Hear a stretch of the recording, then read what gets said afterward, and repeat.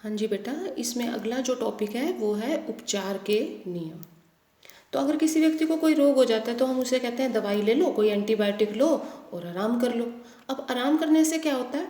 आराम करने से ऊर्जा का संरक्षण होता है। ऊर्जा का संरक्षण होने से क्या होगा? जो हमारी ऊर्जा है वो बच जाएगी और जो कि हमें स्वस्थ होने में सहायता देगी। ठीक है, यानी हम जल्दी से स्वस्थ हो जाएंगे। अच्छा, हम जैसे दवाई लेते हैं, कोई दवाई पता है तुम्हें जो किसी एक खास बीमारी में कोई खास दवाई लेते हो? कुछ है पता? जैसे मलेरिया हो गया किसी को तो उसमें सिर्फ एक दवाई लेते हैं ज़्यादातर। कौन सी होती है वो? कुनीन होती है ना? सुना है ना कभी नाम इसका? कुनीन बेसिकली क्या होती है? एक सिनकोना नाम का वृक्ष होता है, उसकी छाल होती है। ठीक है। अच्छा, और बताओ, और कैसे हम छोटे छोटे उपाय करके किसी भी रोग से बच सकते हैं? जैसे संक्रामक रोग से कैसे बच सकते हैं?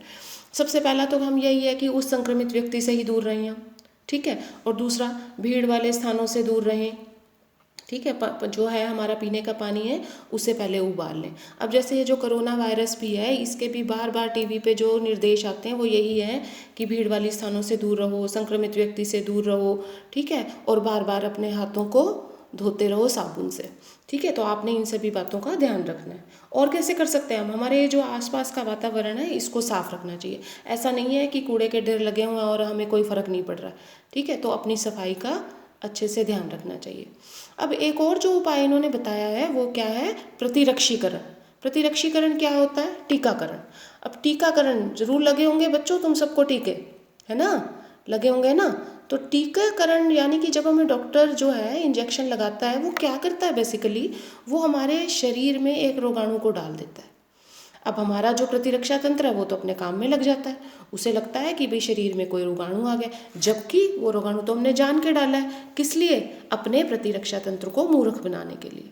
मूर्ख बनाने का क्या मतलब है यहाँ? मतलब जब हमने एक रोगाणु को अपने शरीर में डाल दिया तो जो हमारा प्रतिरक्षा तंत्र है वो क्या करता है? अपने काम में लग जाता है, यानी उस रोगाणु से लड़ने के लिए लग जाता है। उस रोगाणु से लड़ने के लिए वो क्या करता है? विशिष्ट कोशिकाओं का उत्पादन करता है। मतलब ऐसी कोशिकाओं का उत्पादन करता है जो कि उस रोगाणु को मार दें। अब इस प्रकार रोगाणु को मारने वाली जो विशिष्ट कोशिकाएं हैं वो शरीर में बन जाती हैं। तो जब वास्तव में ही कभी भी जो रोगाणु है वो हमारे शरीर में प्रवेश करेगा तो ये कोशिकाएं उनसे लड़ लेंगी और उस रोगाणु को मार देंगी, यानी कि हम स्वस्थ हो जाएंगे। अब जैसे इसमें लिखा है कि ऐसे बहुत से टीके आजकल उपलब्ध हैं जो संक्रामक रोगों का निवारण करते हैं और रोग निवारण का विशिष्ट साधन प्रदान करते हैं। कौन कौन से इंजेक्शन लिखे गए देखो? टेटनस, डिप्थीरिया, कुकर खांसी, चेचक, पोलियो आदि के टीके उपलब्ध हैं। यह बच्चों की संक्रामक रोगों से रक्षा करने के लिए सरकारी स्वास्थ्य कार्यक्रम है।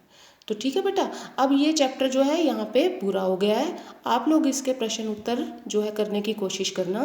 तो जो भी आपकी समस्याएं होंगी, जो भी आपको टॉपिक इस चैप्टर में समझ नहीं आया होगा वो हम दोबारा समझ लेंगे, कोई दिक्कत नहीं है। आप प्रश्नों को जरूर ट्राई करना और मेरे पास उसकी पिक्स भेजना। ठीक है बेटा? ओके।